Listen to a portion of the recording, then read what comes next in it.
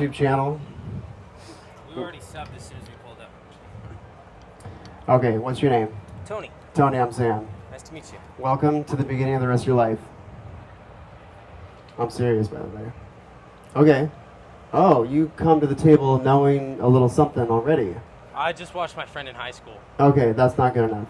So for now, hold both sticks, matched grip, both on top. Okay. This is a thing, and you got it right with the left hand. But for now, we're just keeping it simple. So all of the bad habits that drummers do, hands together, that's a bad habit. So we want hands apart, and then turn over, because one of those reasons is that our wrist bends way more than it does this. Oh yeah, huh? Yeah, what a concept. There are other reasons, because if I want this stick to lift from this position, there's got to be something back here to make it go up. Otherwise, it just goes up forever and nothing happens. And so that's what this is, the back of the hand. The back of the hand is what causes the stick to lift. Also, the bounce of it also causes it to go back up, but also this mechanism. So if we have our hands here, now there's nothing behind the stick. There's nothing above the stick. So that's why people who play like this will just suck eternally. Gotcha. And they'll just be One-fourth. they're only going to be good to play in a whatever rock band in someone's garage. Like, do-do-da-do-do-do-da. And the carpal tunnel and the arthritis, it's a thing. I've been doing this for, well, let's do the math. I'm 44. I started when I was 9, whatever that is. And I haven't gotten any 36 years. 36 years. And so I've been doing this, this inherently abusive thing for that long of time, for that amount of time. And I'm fine. Nothing's happened ever, knock on wood. So, technique for the sake of good musicianship, but also longevity. All right. So do what I do. Put your thumb off to the side there. Oh, and here are all the bad habits. So hands together, thumb off the stick, finger down the stick, pinkies out for T. This is the way a 3-year-old moves. They articulate at the shoulder, which is nuts, because drummers, we don't even use our elbow unless we're like reaching for a cymbal way over there.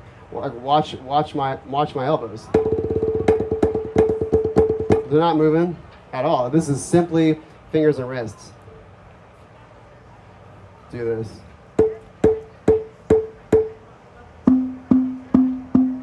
Good. I like that wrist movement. I like that you're not doing this, which is the bad habit. Okay, now, you are choked up right now, so what I want you to do is choke back, and I'm going to answer the question of, where do you hold the stick? And I know this has been a burning question. It actually has. Since you've gained consciousness. The answer to the question is wherever the stick bounces the most when you do this. That bounced pretty good. Now watch this. If I come back here and try that, we can see, good, dumb. Now if I come too far, then we don't really have enough weight for anything useful to happen. So there needs to be a balance of weight in front of the stick, but then also hitting that nodal point, that fulcrum, borrowing from the physicists. Play with that. Where does it bounce the most?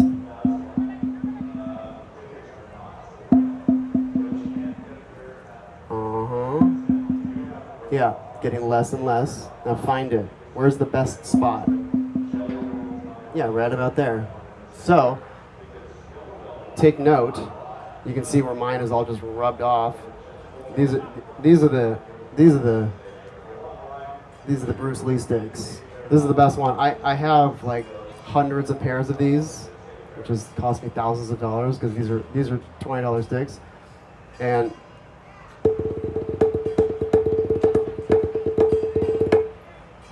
the highest pitch ones are the best. The ones that go ding ding ding are good. If the ones that go dong dong dong, those suck. And those are gonna break.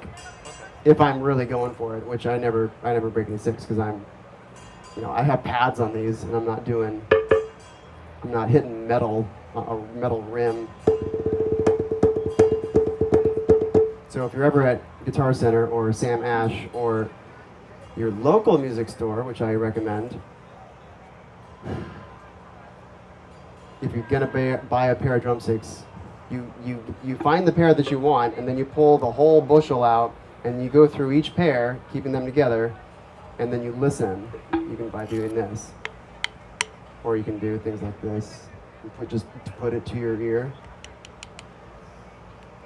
or you can bounce it off the floor to hear the stick, because this rings too. And in fact, what we're hearing is this and the sound of the stick itself, which usually never matters except if you're really into the minutia. Okay, so do this. Just grab here between the thumb and the finger and fan your other fingers out for now, and come down and just get some bounces out of that. Yeah.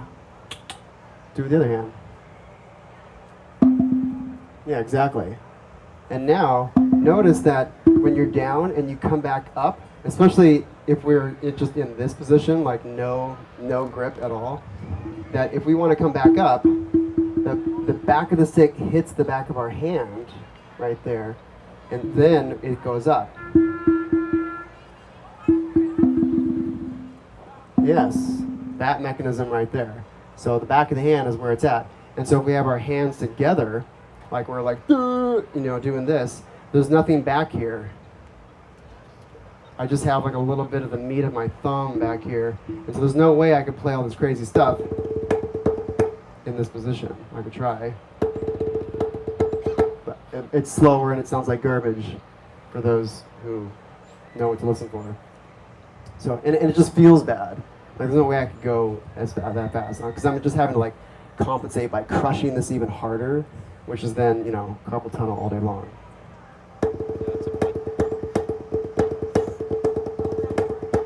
I'm grabbing onto this at particular moments, like squeeze, let go, squeeze, let go, squeeze, like just the constant fluctuation in tension, and the default is to have no tension. So when I'm dribbling this, that's just me, playing this dribble game. Okay, do this. Come, hold way up here, and then hit the back of your arm. Yeah. And I like how you have long arms, because the kiddos, they hold it, and then it hits that bone right there. Oh, the funny bone. Yeah, so you have long arms, so you don't have to worry about that. Hit the back of your arm. And the reason why we have this drill, this exercise, is because when we play, that stick is in alignment with our forearm. You're not going to see me doing this, or this, or something weird. That is a straight line right there. And so if I want to reinforce that line, instead of hitting something out in outer space here, I can just come back and hit the thing that I'm trying to align it to, and I'm in business. Okay, now, hit the back of your arm and this up here at the same time. Boom, boom, boom.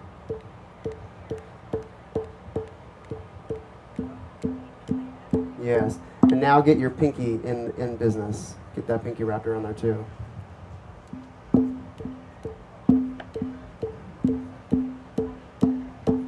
Yes. Now, if you extended that out, gradually, and then you do the same thing, now all of a sudden he looks like a pro drummer. And he's even utilizing some bounce too. You missed your calling, by the way, Mr. Lanky. The lanky guys are, they're the kick-ass, they're the, there are any kids in the crowd, they're the most kick-ass drummers because they just have that leverage.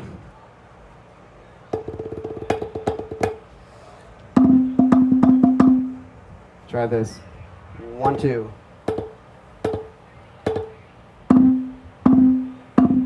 let it bounce more.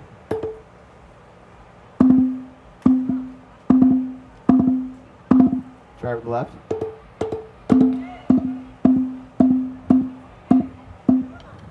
And now, this space is going to be closed off. Now, it's not about the space, it's about the finger being able to wrap fully around, and you're creating a pinch here. I put coins in there in the kids' hands, and if the coins hit the ground, everything turns to lava and we all die. So, but it's not about having a space there, it's about the finger being able to curl all the way around and ideally touch your thumb to create a 360 control on that, because my fingers aren't quite long enough to do that. But the more the better, because if I'm here with a really big space, now I only have up and down, side control. I want this is a huge unwieldy stick, so I want 360 control around that. So, and here's one of the bad habits. Kids who do that, they lose all their power. Put a finger out to me. Your finger is a drumstick. And turn over like this. So, right? This is as hard as I'm grabbing. Feels like nothing.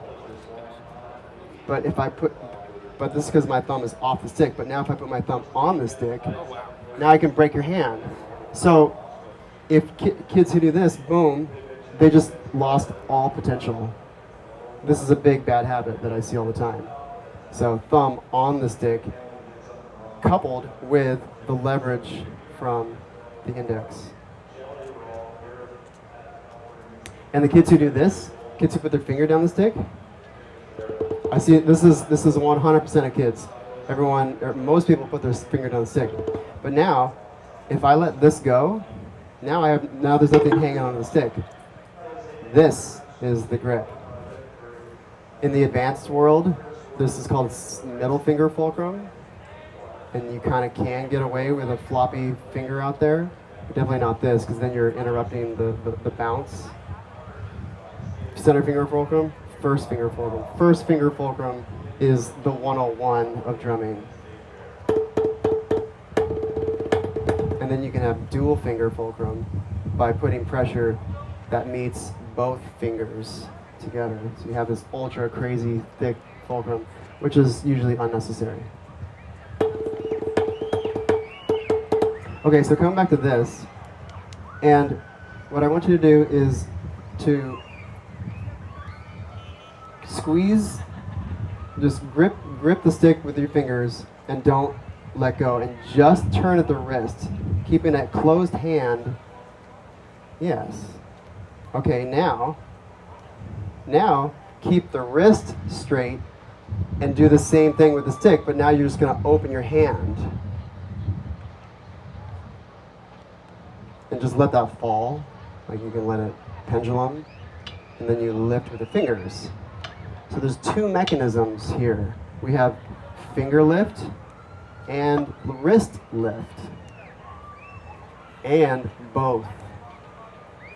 So the way that would look in normal position is I am cranking back for a huge stroke. Wham!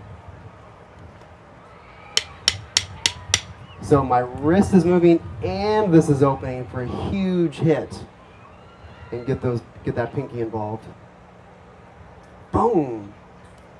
So come back and have it hit the back of your arm here.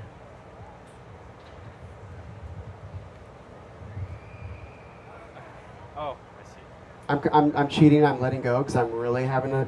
Because for me to, I can only go about that far before I lose control with my pinky. So, but to exaggerate, like really letting go, opening the hand, and cranking back the wrist for a big stroke. Shoom, shoom. So now hit this bar, and look at your own hand as you lift. Turn up the wrist and open the hand.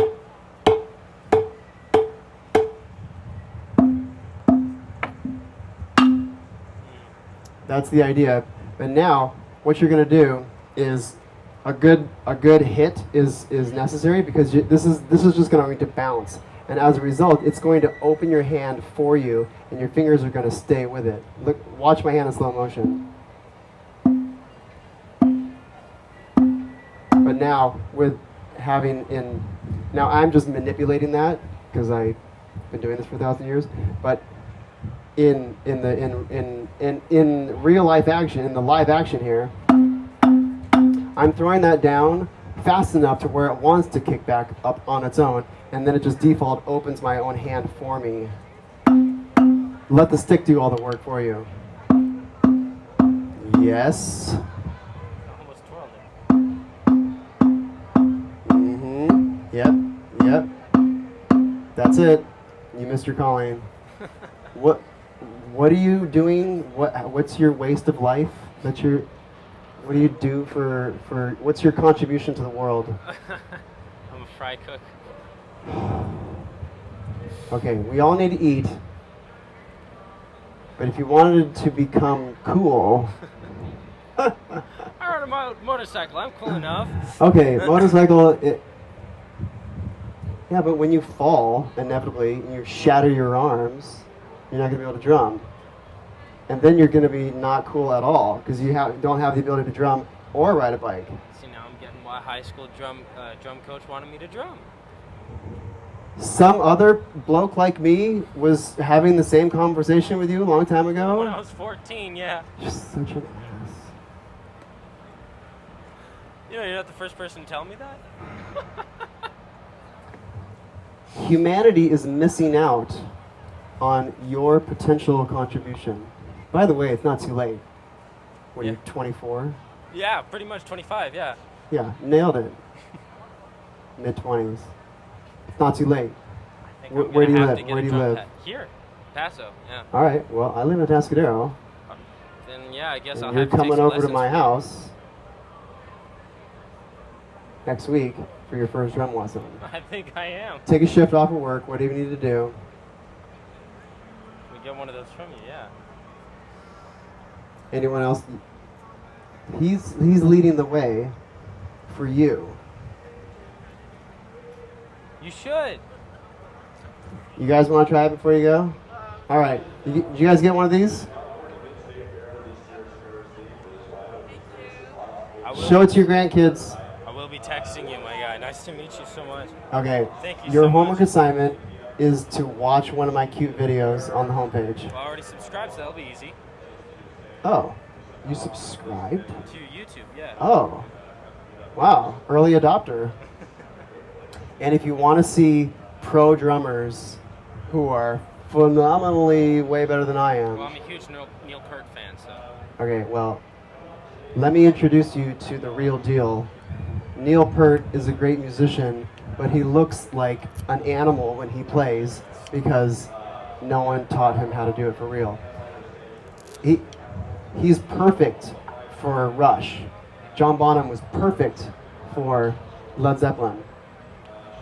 Ringo was perfect for the Beatles. But at the end of the day, if they were to compete at Drummers Olympics, they wouldn't even qualify. You want to see some qualifying drummers? Go to my YouTube, on that website, the second to last page is called YouTube Rabbit Hole, where I have a museum curation of about 40, 50 videos of the best musicians on the planet, killing it. So I've helped everyone get through all the shit of malarkey that's no bueno. Especially like these 13-year-olds out here, they don't know what they don't know. They just get on the internet and they think it's all great. No. So I have a museum curation. Go there if you want to see the real deal. And it's not just drummers, singers, violin players. Awesome. Thank you so much. What's your name again? Tony. Tony. Nice to meet you. All right. If I don't hear from you in the next week, I'm going to cry in the bathroom for a whole hour. Well, I don't want that to happen, so All right. you will hear from me. Tony.